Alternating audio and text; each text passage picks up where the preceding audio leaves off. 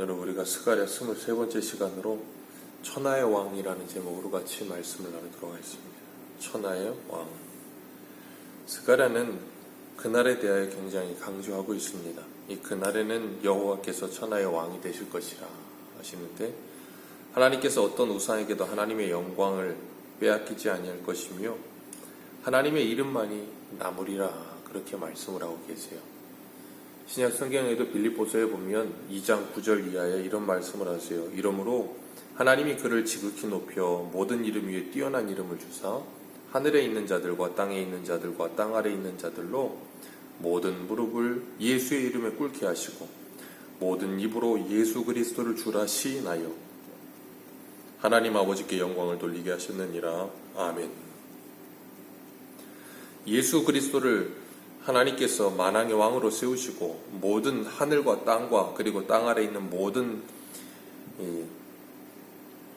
이름에 뛰어난 이름을 주사 모든 자들로 하여금 예수 그리스도의 이름에 무릎 꿇게 하시고 예수 그리스도를 모든 입이 주라 시인하게 하리라 그러셨어요. 그 모든 것이 하나님 아버지의 뜻이라는 거예요. 그래서 그것이 이루어질 때 하나님 아버지께 영광을 돌리게 되는 겁니다.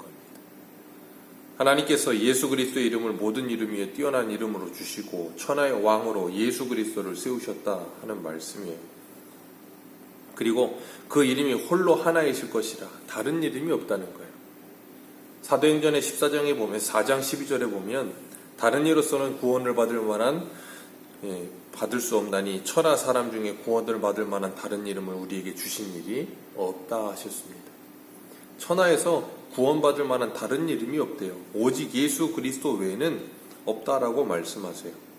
그래서 이 그날에는 그런 일이 일어날 것이다. 어떤 일인가 하면 만왕왕이 설 것이며 그 만왕의 왕만 홀로 한 분이요 그 이름이 홀로 하나이실 것이라, 그런 표현을 쓰셨는데 우리 한 군데만 읽도록 하겠습니다. 이사야서, 오늘 본문 앞으로 가셔서 이사야서 19장입니다.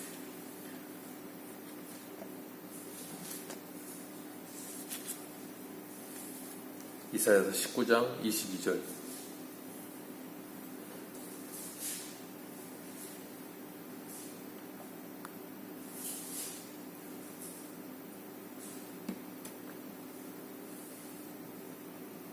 (22절부터 25절까지) 읽겠습니다. 시작. 여호와께서 애굽을 치실지라도 치시고는 고치실 것이므로 그들이 여호와께로 돌아올 것이라.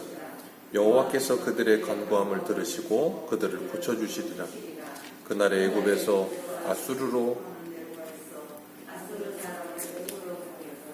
애굽 사람은 아수르로 갈 것이며 애굽 사람이 아수르 사람과 함께 경배하리라.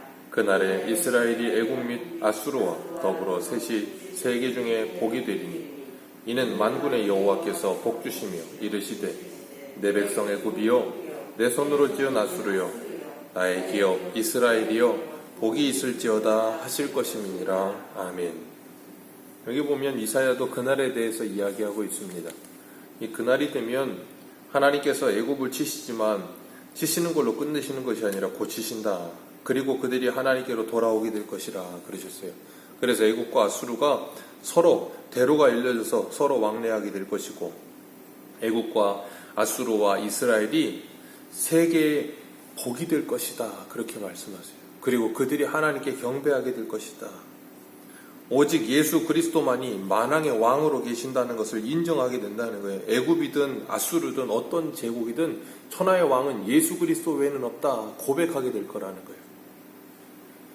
그래서 오늘 본문을 읽었던 말씀 그 다음 절에 보면 16절, 오늘 본문 스가랴 14장 15절까지 읽었는데 16절에 보면 예루살렘을 치러 왔던 이방 나라들 중에 남은 자가 해마다 올라와서 그 왕 만군의 여호와께 경배하며 초막절을 지킬 것이라, 그렇게 말씀하세요.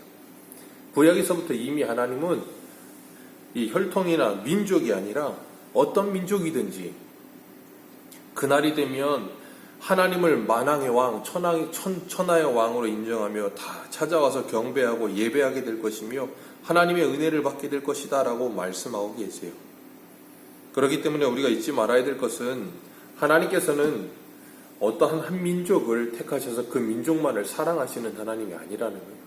하나님의 구원에는 차별이 없다는 거예요. 누구든지 예수 그리스도를 믿기만 한다면 구원받을 수 있다는 걸 말씀하고 계시는 거예요. 그런데 누가 믿지 않아요? 스스로 그것을 거부하는 거예요. 그렇기 때문에 우리가 그것을 보면서 기억할 건 뭐냐면, 하나님의 구원하심 앞에 어떤 누가 하나님의 구원하심을 받으며 어떤 누가 하나님의 택하심을 받은 자인가, 우리가 알 수 있는 건 뭐냐면, 하나님의 말씀, 이 복음이 전해질 때 그 복음을 믿는 자들이에요. 그 복음을 믿지 않는 자들은 두 가지지요. 아직 하나님의 때가 되지 않았던가, 아니면 끝까지 거부하고 하나님의 심판을 받던가. 그 둘인 거예요. 그렇기 때문에 우리가 잊지 말아야 될 건, 이 복음이 전해질 때 이걸 믿는다는 것은 사람의 힘으로 되지 않아요. 예수 그리스도와 함께 죽어야 한다고 하는데 누가 그걸 좋아하겠어요? 그러나 성령이 역사하시면 그 말씀이 복음으로 들려지는 거예요. 나의 구원의 주는 오직 한 분, 예수 그리스도의 이름에 없다, 분명히 인정하며 천하의 왕은 예수 그리스도밖에 없다는 걸 인정하는 거예요. 그렇기 때문에 하나님의 심판을 받게 되는 이유는 무엇인가 하면 죄 때문에 심판을 받거든요. 예수님께서 요한복음 16장에 9절에 이런 말씀을 하세요. 죄에 대하여 함은 그들이 나를 믿지 아니하며 그랬어요. 예수 그리스도를 믿지 않음이 죄예요. 왜요? 하나님이 세우신 천하의 왕이신 예수 그리스도를 유일한 왕으로 인정하지 않는 자들이 모두 다 뭐예요? 죄인이죠. 그들은 다 하나님의 심판을 받게 되는 거예요. 그래서 계시록 6장 12절에서 16절에 보면 이런 표현을 하세요. 내가 보니 여섯째 인을 떼실 때에 큰 지진이 나며 해가 검은 털로 짠 상복같이 검어지고 달은 온통 피같이 되며 하늘의 별들이 무화과나무가 대풍에 흔들려 설익은 열매가 떨어지는 것 같이 땅에 떨어지며 하늘은 두루마리가 말리는 것 같이 떠나가고 각 산과 섬이 제자리에서 옮겨지며 땅의 임금들과 왕족들과 장군들과 부자들과 강한 자들과 모든 종과 자유인과 굴과 산들의 바위 틈에 숨어 산들과 바위에게 말하되 우리 위에 떨어져 보좌에 앉으신 이의 얼굴에서 그의 어린 양의 진노에서 우리를 가리라. 그들의 진노의 큰 날이 이르렀으니 누가 등이 서리요 하더라 그랬습니다. 여기서 말씀하고 있는 건 뭐냐면, 예수 그리스도를 천하의 왕으로 인정하지 않고 스스로 왕이 되어 있는 자들, 그래서 여기 나오는 사람들의 직분을 보면 임금과 왕족과 장군과 부자와 강한 자들, 모두 다 스스로 자신이 왕이라고 생각하며 사는 사람들, 그런 사람들은 그날이 오면 하나님의 심판을 받게 될 것이고 그 하나님의 심판 앞에 어느 누구도 서지 못하게 될 것이다 라고 분명하게 말씀하고 계시는 거예요. 왜요? 심판주 앞에 두려워 떨게 되기 때문에 그래요. 야고보서에 우리가 주일날도 말씀을 나눴던 것처럼 그 악함으로 부함을 축적한, 이 악한 방법으로 부를 축적한 그들에게 하나님께서 심판하실 것이며 그 심판주가 물 앞에 서 계신다고 그러셨잖아요. 그런 것처럼 그들은 그날에 두려워 떨게 될 것이지만, 오늘 11절 말씀 한번 같이 읽겠습니다. 오늘 보면 11절입니다. 시작. 사람이 그 가운데 살며 다시는 저주가 있지 않냐리니 예루살렘이 평안히 서리로다. 누가 평안히 있어요? 예루살렘이요. 하나님의 택함을 받은 백성들이요. 그들은 그 앞에 평안히 서게 될 것이다 라고 말씀하고 계세요. 그래서 계시록 14장 1절에 보면 내가 보니 보라 어린 양이 시온산에 섰고 그와 함께 14만 4천이 서 있는데 그들이 이마에는 어린 양의 이름과 그 아버지의 이름이 쓴 것이 있더라 그랬습니다. 그들은 하나님과 어린 양 앞에 서는 것을 두려워하지 않고 평안히 여긴다는 거예요. 그러나 스스로 왕으로 여기며 살던 인생들은 두려워 떨며 누가 능히 그 앞에 서리오 그런다는 거예요. 그 심판의 날과 구원의 날 우리에게 곧 다가오고 있다라고 주님이 말씀하고 계세요. 그래서 오늘 본문 11절에 그 회복된 자들이 하나님 앞에 어떻게 설 것인지를 우리에게 분명히 보여주시고, 오늘 우리들도 이 땅을 살아가면서 그날뿐 아니라 오늘을 살고 있는 우리들도 이 땅을 살면서 주님께서 11절에 말씀하세요. 사람들 가운데 살며 다시는 뭐가 있지 아니하리래요? 저주가 있지 아니하리라. 하나님의 백성들에게는 저주가 없습니다. 네. 더 이상 우리에게는 저주가 없어요. 왜 그런가 하면 예수 그리스도께서 우리의 모든 죄를 지고 십자가에 죽으시고 부활하심으로 우리에게 구원을 주셨기 때문이에요. 그래서 로마서 8장에 뭐라 그러세요?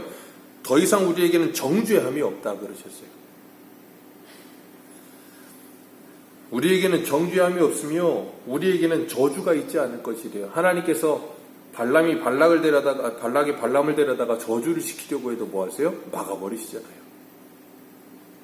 하나님의 백성들은 하나님께서 그렇게 지키십니다. 그래서 우리에게는 평안이 서게 될 거예요. 그리고 오늘 12절에 보면 그들과 반대로, 하나님의 택한 백성들과 반대로 하나님의 백성들을 치며 하나님을 대적하는 자들에게 내리실 재앙이 무섭게 말씀하고 계시는데, 그 살이 썩을 것이며 눈동자가 눈구멍 속에서 썩을 것이며 혀가 입속에서 썩을 것이라. 하나님을 대적하며 하나님의 백성들을 친 자들이 이렇게 하나님의 무서운 심판을 받게 될 것이다 라고 말씀하세요. 그리고 그날에 그들에게 큰 두려움이 임하여서 요란하게 되고 서로가 서로를 잡으며 서로가 서로를 치게 될 것이다. 왜요? 두려워 떨기 때문이에요. 그리고 유다도 예루살렘에서 싸우리니 이때 사방에 있는 이방 나라들의 보화 곧 금과 의복이 심히 많이 모여질 것이라. 그렇게 말씀하세요. 하나님의 택한 백성들이 승리하게 될 것이다 라고 말씀하고 계시는 거예요. 계시록 17장 14절에 이렇게 말씀하세요. 저희가 어린 양으로 더불어 싸우려니와 어린 양은 만주의 주요 만왕의 왕이시므로 저희를 이기실 터이요 또 그와 함께 있는 자들 곧 부르심을 입고 빼내심을 얻고 진실한 자들은 이기리로다. 아멘. 만왕의 왕이요 만주의 주이신 그 예수 그리스도가 이기시며 그 예수 그리스도와 함께 있는 부르심을 받고 빼내심을 받은 진실한 자들 또한 이기게 될 것이다 그러셨어요. 예수 그리스도 때문에. 그래서 주님께서 그러셨잖아요. 두려워하지 말라. 내가 세상을 이겼느니라. 이 세상 사람들은 인생을 살면서 줄을 잘 서야 된다고 말을 합니다. 어느 줄에 서느냐에 따라서 우리의 인생이 바뀐다고 말을 하죠. 그래서 군대에서도 줄 잘 서야지 잘못 쓰면 고생한다 그러는데 신앙생활도 마찬가지예요. 줄을 잘 서야 되는 거예요. 누가 왕인가 하는 것에 대한 분명한 인식이 있어서 천하의 왕이신 예수 그리스도에게 줄 서는 사람은 복된 삶을 살게 될 것이고, 그렇지 않고 다른 우상에게 줄을 서거나 스스로 왕이 되어 사는 사람들은 그 천하의 왕 앞에 심판과 두려움만이 남게 될 거라는. 그래서 그런 사람들은 이 땅을 살면서도 뭐예요? 평안이 없죠.